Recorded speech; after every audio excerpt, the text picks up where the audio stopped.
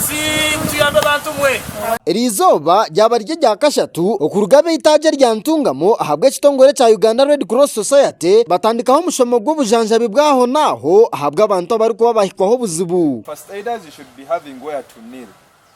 without injuring the next casualty on the other side.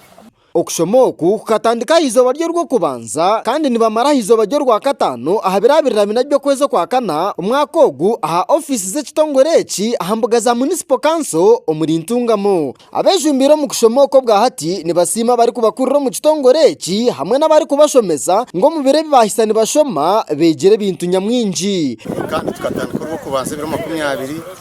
onkatwegire mu bintu bingi munonga twareba okutushemerere kubantu yamba casualties abantu abakutunga accident tumegamba na community n'ibintu binje bitwegire manya first aid tugira ngo it is the first help given to someone who has got an accident benanye ndiyo mumbo kuyamba abo ashanga umuntu yatunga accident obabagwa na motoka obabasya bayicibwa yahira nko munju accident nanka first aid ejo ninjikora ikwatirine no kushikwaho indwara ezajubajuba cyangwa umunonga naba barakutunga accidents aha mahanda omumaka tushemesibwe ahabo kubasa kubahwera kora umurumogwe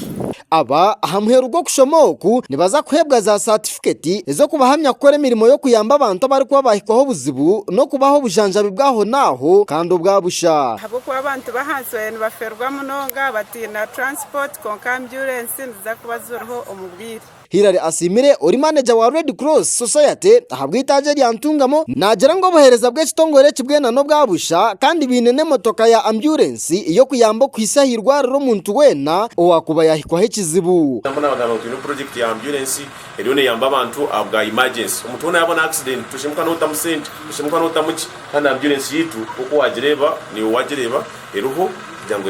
umwami Isaac uri kurera kwaterine na first aid ahabwe kitongoreki omwihanga ryona nasima bebembezi be itaje rya ntungamo ahabwe kutebenkaniso kushomoku ogu nayonjara shaba abantu kuguma kwejumbiro mu mishomeji ahabwe kuba bacayetenga ba member bandi ahabwe kuyamba magaraga abantu. We want to thank Ntungamo branch under the Uganda Red Cross Society for organizing this training for the community, and we hope to have more of these trainings for the different communities in Ntungamo branch. We are hoping to have more trainings of this kind. Okay, this is not the last training. We shall be having first aid trainings of this nature because what our aim is under Ntungamo branch is to equip 60 to 80% of our volunteers with the first aid skills.